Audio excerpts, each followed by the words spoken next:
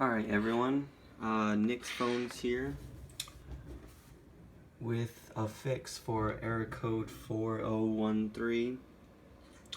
As you can see, I replaced the screen, an aftermarket screen I had put on there, and I tried to restore it, basically yada yada yada, and it kept giving me an error code and showing up the iTunes logo again, saying I had to restore it even after I just did, and I tried everything. I've even tried a couple apps, 3U tools, and they just didn't work for me.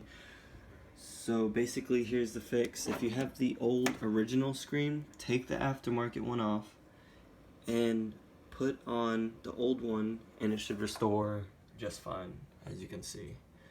Before, it wouldn't let me do it. And yeah, that's it.